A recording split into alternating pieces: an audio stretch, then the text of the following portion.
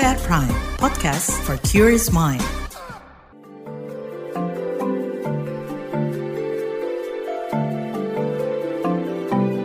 Saga, cerita tentang nama, peristiwa, dan fakta.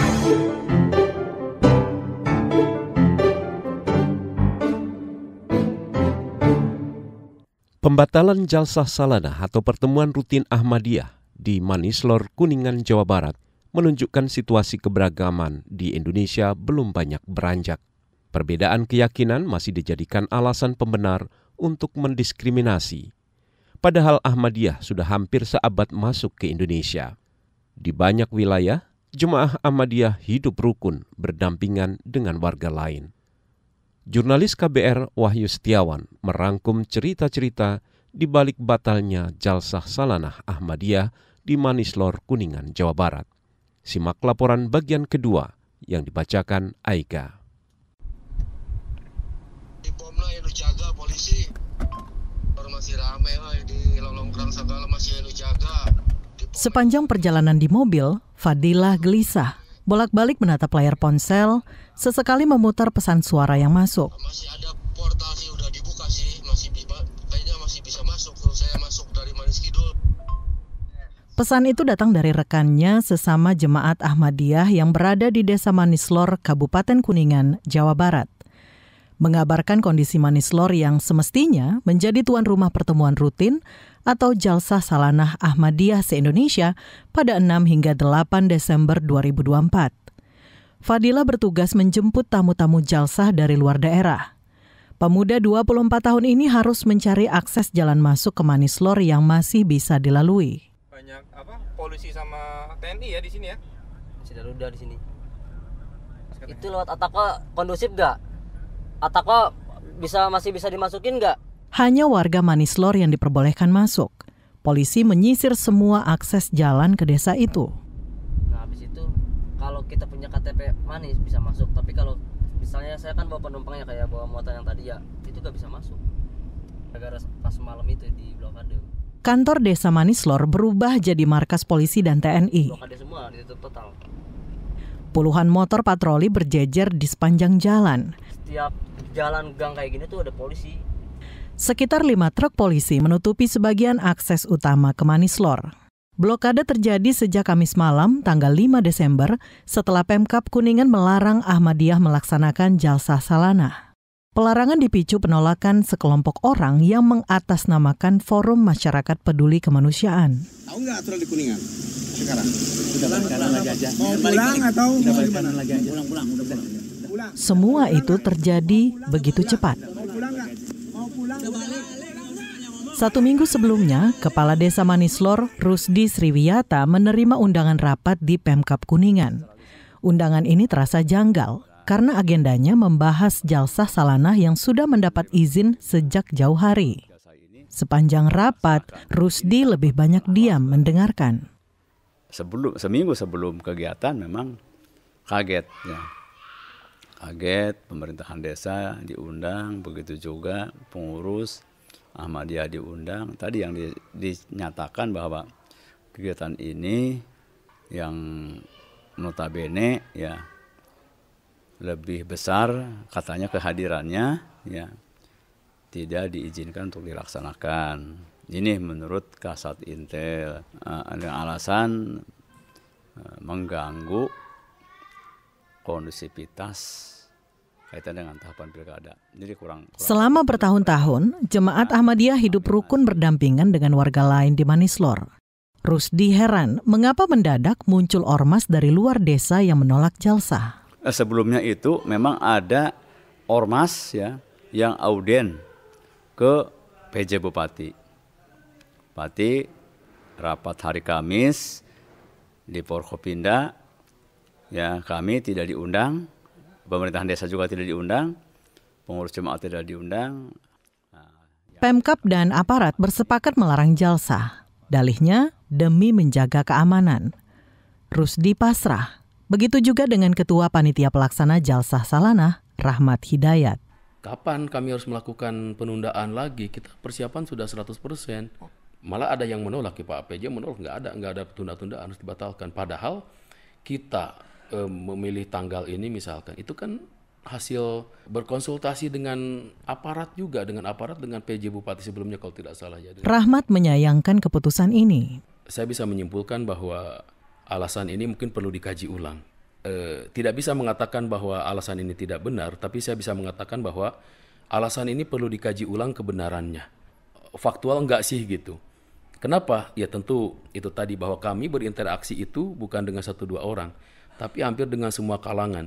Baik itu orang-orang yang memang sejak awal bersahabat dengan kami, maupun dengan orang-orang yang memang kadang-kadang masih menjaga jarak dengan kami. Tapi kami selalu terbuka untuk bersilaturahmi dengan mereka.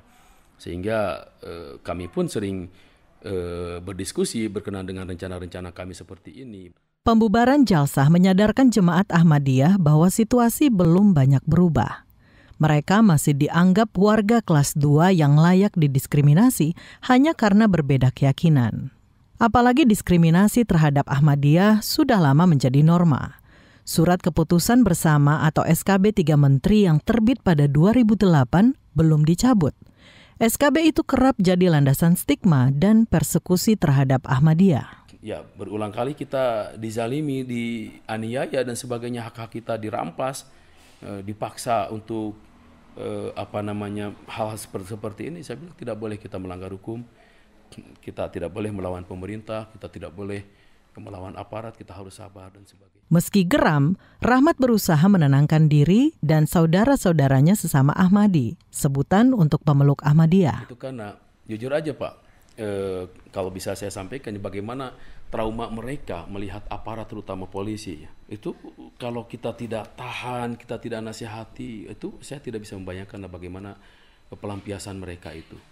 Itu betul-betul jadi ngelihat mereka itu, mereka sudah tidak ada rasa suka sama sekali, dan ini kan perlu disembuhkan, perlu ada tindakan healing untuk mereka yang harus radikal, karena saya merasa kasihan pada mereka. Dampak pembubaran Jalsah merembet cepat ke bawah, memicu berbagai perlakuan diskriminatif terhadap Ahmadiyah. Izin lahan parkir untuk kendaraan peserta Jalsah mendadak dibatalkan. Hotel-hotel di sekitar Kuningan, tempat menginap para tamu pun tiba-tiba menutup pintu. Tetapi rasanya sakit. Situasi ini mengingatkan Siti Kamilah akan kejadian di Bogor, Jawa Barat pada 2005 silam. Momennya sama, Jalsah Salanah. Kampus Ahmadiyah di Parung, Bogor menjadi tuan rumah pertemuan para Ahmadi setanah air. Namun acara akbar itu berakhir tragis karena dibubarkan massa. Mengingatkan kembali Pak, waktu di Bogor saya memang kalau di sana melihat sendiri dengan pertumpahan darah di sana. Tetapi ini yang sekarang tidak ada sampai seperti itu, tetapi rasanya sakit. Sakit sekali kalau yang sekarang karena dianggap sudah kondusif, tetapi masih ada yang seperti itu. Selepas peristiwa 2005, Ahmadiyah tak pernah menghelat Jalsah sebesar itu. Mestinya, Jalsah di Manislor lah yang mengawali sejarah baru, karena bakal jadi yang pertama setelah 19 tahun. Mata Siti berkaca-kaca, tak kuasa menyembunyikan kesedihan. Dia sudah membayangkan kesibukannya sebagai panitia melayani para tamu Jalsah. Namun, api semangat itu padam. Ya, betul.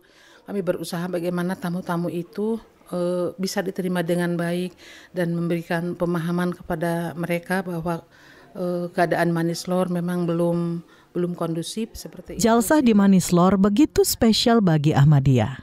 Para Ahmadi di Manislor sukarela menyediakan rumahnya untuk tempat tamu menginap. Hidangan pun siap disajikan untuk ribuan peserta. Koordinator Dapur Umum Jalsah, Azhar, sudah menyiapkan semua itu selama berminggu-minggu. Sebenarnya masakan Nusantara sih, soto, tempe, ikan goreng, lele goreng, sop, ayam goreng, ayam bakar, semuanya udah, bumbunya semuanya sudah ready sih sebenarnya. Kita tinggal eksekusi aja kalau acaranya lancar ya. Walau batal, makanan tetap dibagikan ke para tamu dan masyarakat sekitar. Setidaknya itu bisa sedikit melipur lara mereka yang terlibat menyiapkan Jalsah. Kita terus dia terus perasaan itu langsung dia membatalkan ini Jalsah.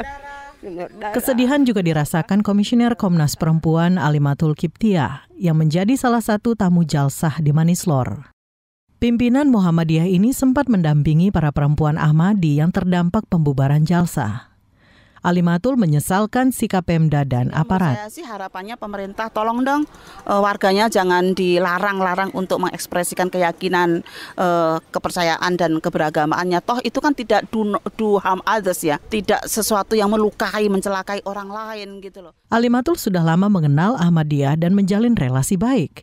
Ia bahkan mengikuti jalsah salanah tingkat dunia yang digelar di Inggris pada Juli 2024 lalu.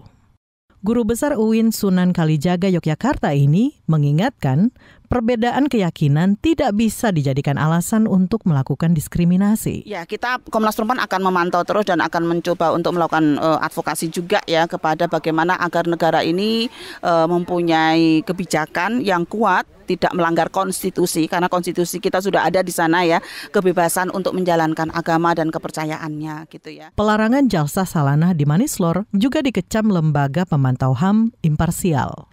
Koordinator Program HAM Imparsial, Anissa Yuda, mengkritik pemerintah karena terlalu permisif terhadap kelompok-kelompok intoleran.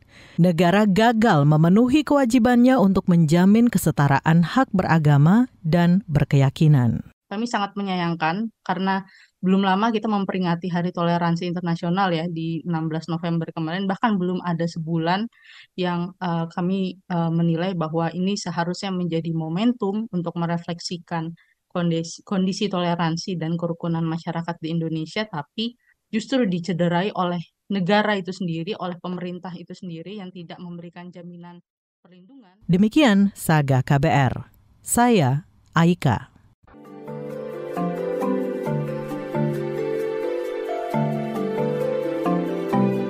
Saga, cerita tentang nama, peristiwa, dan fakta.